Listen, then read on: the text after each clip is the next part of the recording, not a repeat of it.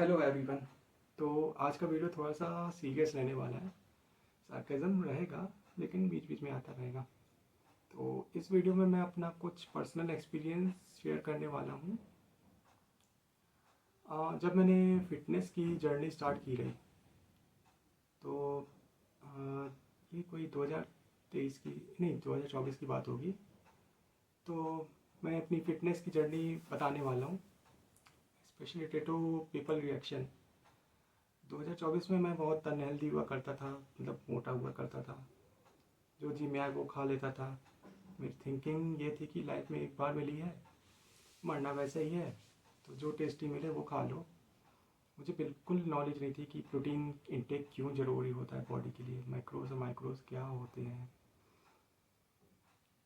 बस जो मिल जाए, मतलब anything, like samosa, patties, popcorn, fries, paratha, chaat, फुल्की, और घर में वही जो मिल जाए, मतलब तो कुछ नहीं, मतलब जो मिल जाए खा लेता था। Just like an average Indian मेरी भी थिंकिंग वैसी ही थी। तो मुझे लगता था कि जिम में बॉडी बनाना कोई वो नहीं है, कि मतलब तो डब्बा खा के बॉडी बनाते हैं, उससे हार्ट अटैक भी हो जाता है। हाँ, मतलब मिस इन्फॉर्मेशन डाल दिया था कि मतलब जैसे कि नेचुरल बॉडी बिल्डिंग होती ही नहीं है कुछ, ऐसा लगता था। हाँ वो होता है, मतलब एनहेंस्ड होते हैं लेकिन नेचुरल भी होते हैं। तो और मेरे आसपास के लोग भी ऐसा ही थे दिखने में, वो भी कभी नहीं टोकते थे तू मोटा हो रहा है कुछ कर।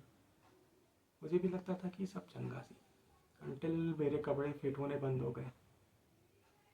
जो शर्ट, जो पैंट, जो टी शर्ट में पहले पहनता था वो अब मेरे को छोटे पड़ने लग गए।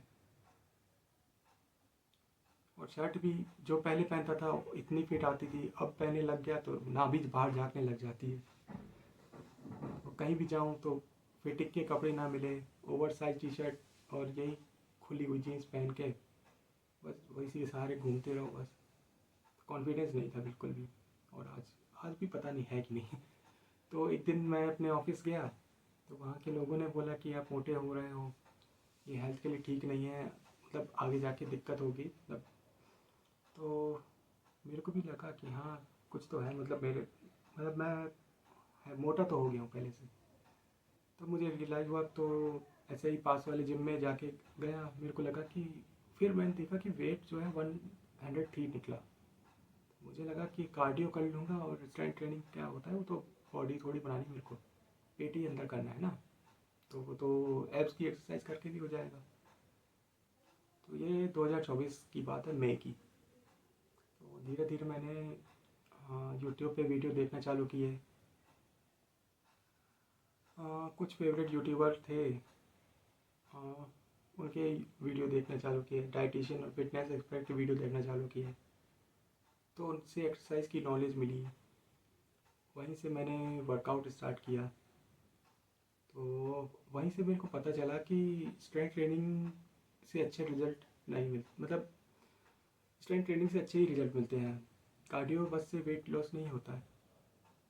कार्डियो एक हार्ट के लिए अच्छी एक्सरसाइज है, लेकिन वो परमानेंट जो रिजल्ट चाहिए ना, वो मसल बिल्डिंग से ही आते हैं। ऊपर से स्पॉट रिडक्शन जैसा भी कुछ नहीं होता है, मतलब हाँ, अब बॉडी जो लूज़ करेगी तो ओवरऑल फैट लूज़ करेगी ना। तो उसके आप ऊपर आप जो योगा कर सकते हो, मेडिटेशन, अच्छी एक्सरसाइज, मतलब रनिंग कर सकते हो, लेकिन जो बेस है वेट ट्रेनिंग रहना चाहिए, मतलब ओवरऑल स्ट्रेंथ के लिए। जो कम खाना खा के वेट लॉस कर भी लोगे तो मसल लॉस भी तो होगा, ऊपर से वीकनेस भी आएगी।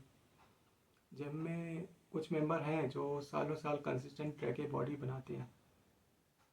बाकी जो कुछ कुछ आते हैं तो उनको लगता है कि बस 2 महीने में ज्वाइन कर लेंगे और 2 महीने में लूज़ कर भी लेंगे, पेट कम हो जाए, शादी में शेरवानी जो पहननी है, लहंगा जो पहनना है। तो और कुछ आते हैं बस रेजोल्यूशन के लिए आते हैं, अभी न्यू ईयर भी आ रहा है तो आएंगे, 10-15 दिन करेंगे, फिर उसके बाद गायब हो जाएंगे।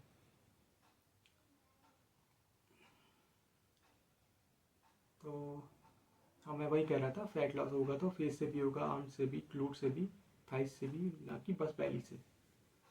तो फिर मेरे पड़ोसियों को पता चला कि जिम काहे को जाना है, मजाक बनाने लगे। पहले पूछते कि कितना लग रहा है, फिर कहते कि फालतू पैसे क्यों दे रहे हैं जिम में। जो थिंकिंग इनकी अभी भी है। हमारे यहाँ लग जाओ तो दिहाड़ी पे मिलेंगे, शरीर बनेगा, छत में जाके ईंटा उठा लो, ज़्यादा है तो वॉक करने चले जाओ, टहलने चले जाओ, मतलब ऐसे टहलते चले जाओ। स्टार्ट के 3 महीने तक मुझे लगा, तो फिर मैंने रिजल्ट भी मिले मुझे, बॉडी थोड़ी बहुत ट्रांसफॉर्म तो हुई, 3-4 किलो लूज़ हो गया मेरा। फिर उसके नेक्स्ट मंथ तक 6 महीने तक लगातार मैं लगा रहा, तो कुछ फ़र्क नहीं पड़ा, क्योंकि मैं रोज़ वर्कआउट करता, घर आके वही दाल चावल सब्जी खा के, इतनी सी सब्जी वही खा के सो जाता। फिर पड़ोसी फिर मज़ाक पड़ने लगी कि यार क्या बात है, जिम नहीं जा रहे आजकल, फर्क तो नहीं दिख रहा। मैंने भी नोटिस किया, तब मैं कुछ नहीं बोला उनको, मतलब क्योंकि हाँ वाकई में नहीं दिख रहा था। फिर मैंने को पता चला कि हाँ, अगर सही से डाइट नहीं तो जिम करने का कोई मतलब नहीं है। अच्छी डाइट मतलब अच्छे न्यूट्रिएंट्स और जितना भी बैलेंस डाइट जो बोलते हैं, प्रोटीन विटामिन सब कुछ। फिर मुझे पता चला कि हमें एटलीस्ट 1 to 1.5 ग्राम पर KG of body weight protein चाहिए होता है, क्योंकि मैं 97 का था। तो 1 मिनट कॉल आ रहा है। हाँ, तो मैं ये कह रहा था कि मेरा वेट 97 था। तो मेरी daily requirement 140 to 145 gram protein थी, और मैं मुश्किल से 30-40 ग्राम भी मुश्किल से ले पा रहा था। फिर मुझे पता चला कि प्रॉब्लम मेरी वेज डाइट में। पहले मैं वेजिटेरियन हुआ करता था, तो मुझे लगता था कि अपना टेस्ट के लिए किसी की जान क्यों लेना।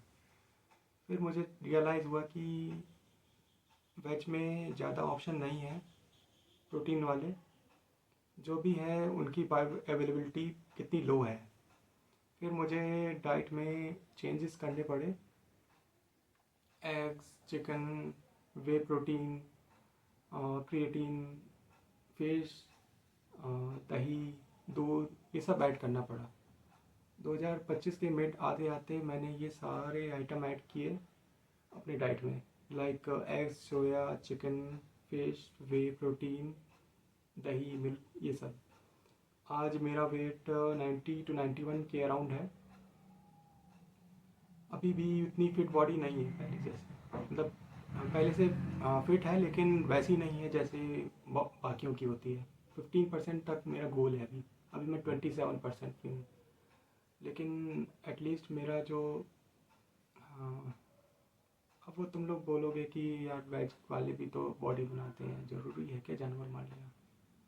मैं खुद कौन सा मना कर रहा हूँ भाई, बनाते होंगे भाई, लेकिन मैक्रोज और माइक्रोज भी उनको बहुत ज़्यादा ध्यान रखना होता होगा। ऊपर से वेज में कंप्लीट प्रोटीन सोर्स भी बहुत कम होते हैं। सारे amino acid, B vitamin, omega 3, ये सब का ध्यान रखना पड़ता है। तो इसके लिए मैं सब जो मेरे कन्वीनियंट है, सस्ता है मेरे लिए, उन पे नॉन वेज सोर्सेज पे डिपेंड होना पड़ता है, जैसे कि एग्स हो गए, फिश और चिकन हो गए। तो ये मेरे को आसानी से मिल जाते हैं, भाग दौड़ नहीं करनी पड़ती। अब ये मत बोलना कि करो क्या करोगे तो न्यूट्रिएंट का, एकदम बिल्कुल बेकार लोगे, कमाल लोगे। तो ओमेगा 3 के वेज सोर्सेज हैं, लेकिन एक बार किसी डाइटिशियन से पूछ के देख लेना डेली रिक्वायरमेंट फुलफिल होती भी है या नहीं, ईपी और डीएचए कितना मिलता है उनमें। वेज सोर्सेज से प्रोटीन तो मिल भी जाता होगा, लेकिन उसके साथ जो कार्ब्स लेते हैं अपन, इतना सारा फैट ले लेते हैं, तो उसका भी तो वो तो अपनी बॉडी में ही जाएगा ना। इतना सारा कार्ब और फैट लेके हम वैसे ही ले लेते हैं, और आटा चावल आलू खा के ऊपर से बाकी। अभी कोई फॉरेनर दिख जाएगा तो भिज जाओगे उसके आगे, कैमरा लेके पहुंच जाओगे, madam 1 selfie, madam please, madam sir, sir come sir 500 dollar. जबकि सब वो सब खाते हैं जो यहाँ पे बैन है, कंज्यूम नहीं कर सकते यहाँ पे, वो वहाँ सब खाते हैं। पता होगा क्या। वही इनको पता चल जाए कि इनके पड़ोसी नॉन वेज हैं, तो उनसे ऐसे चिढ़ने लगेंगे कि पता नहीं क्या करने, मतलब तो लगेगा कि राक्षस प्रवृत्ति के हैं। ऊपर से खुद को सुपीरियर समझने लगेंगे। मुझे पता है मेरे सोसाइटी में बहुत सारे लोग हैं चोरी छिपे नॉनवेज भी खाते हैं, सब खाते हैं, दारू भी पियेंगे। ऊपर से यहाँ सुबह अगले दिन सुबह आके बोलेंगे हम तो शुद्ध शाकाहारी हैं, हमसे बड़ा शाकाहारी कोई है ही नहीं, हम प्याज लहसुन भी नहीं खाते। इतने पाखंडी हमारी सोसाइटी के लोग। अगर वही कोई बाहर का गंदा खाना लग जाए और घर में तला भुना खाने लग जाए, अपना शरीर बिगाड़ ले, तो उससे कुछ फर्क नहीं पड़ेगा जो सो कॉल्ड शुद्ध शाकाहारी लोगों को।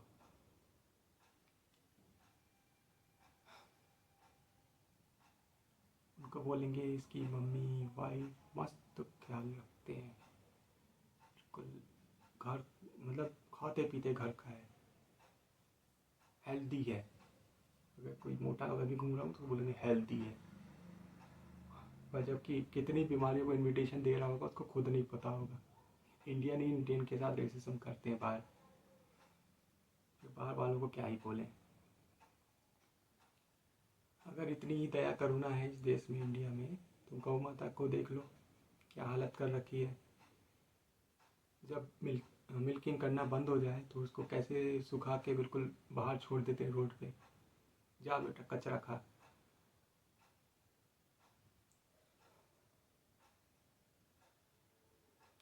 घर के बाहर के निकल के देख लो, मतलब क्या हालत बना रखी है। एक तो हमने जिसको भी माँ बोला, जिसको भी पूजा करी, उसकी दुर्गति करके रख दी है। खैर वो अलग टॉपिक है, किसी और वीडियो में बात करेंगे उसकी। हाँ, तो अपने टॉपिक पे वापस आते हैं। Cut to today.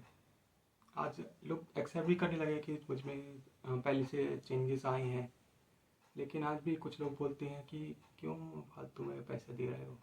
मजाक में ही सही, लेकिन बोलते हैं हमारे यहाँ लग जाओ, कि सो कॉल्ड दुकान में काम करने लग जाओ, वहीं पे बॉडी बना लो। मेरे घर वालों का भी लगता है कि रोटी ज़्यादा नहीं खाएगा तो ताकत नहीं आएगी। ताकत, मैं उनको समझता हूँ, समझा समझा के भी थक गया मेरे को। ये रोटी चावल के अलावा भी बहुत कुछ होता है बॉडी में, चाहिए होता है उनको। मैं सैलेड भी लेता हूँ, एग्स भी, दही भी, पनीर भी, जो मिल जाए, मतलब हेल्दी हेल्दी सोच प्रोटीन का।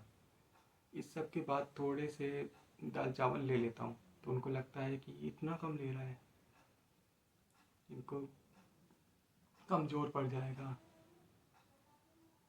मुझे कोई तगाड़ी थोड़ा उठानी है बाहर जाके, मजदूरी थोड़ा करनी है, गड्ढा थोड़ी खोदना है, दाल चावल खाऊँ।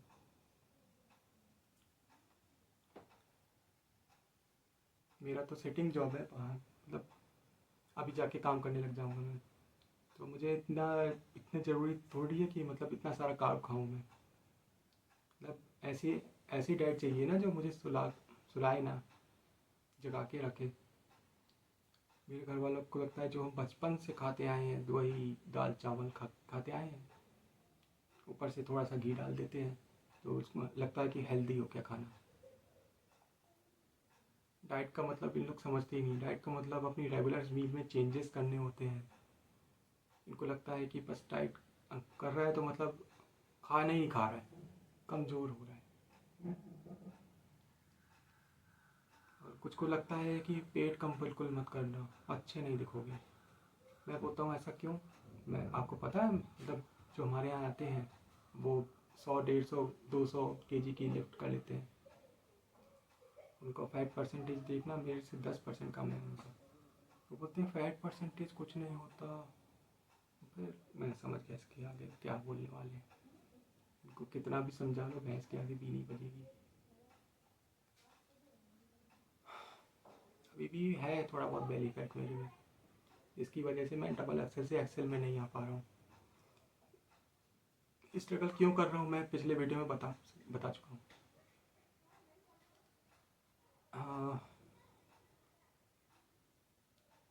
इन कैटेगरी के लोगों को लगता है ना, जिनका पेट निकला होता है वो ही फिट होते हैं, जिनका पेट नहीं होता है वो हवा हवाई होते हैं। मोटे लोगों को हेल्दी बोलते हैं इस सोसाइटी में।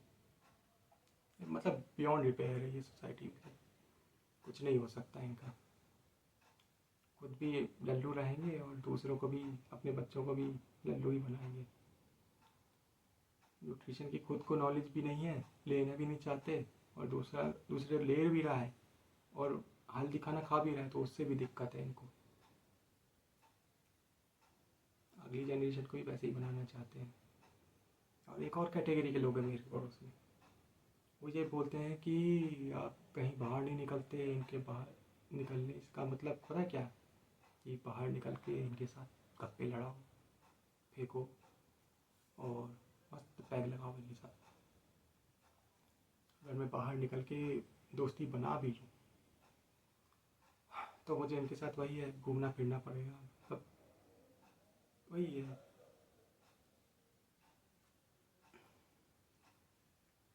अनहेल्दी खाना पड़ेगा। डाइट वालों को ही चोमू समझते हैं भाई। जो तुम हेल्दी लाइफस्टाइल जी रहे हो ना, तुमको चोमू समझेंगे लोग। ओवरऑल तुम जो भी करो लोग बोलेंगे ही, पहले तुम्हारा मजाक बनाएंगे, फिर तुम्हारा कॉपी करेंगे। मेरा बस यही कहना है कि बस अपने गोल पे फोकस रखो और खुद को इम्प्रूव करो।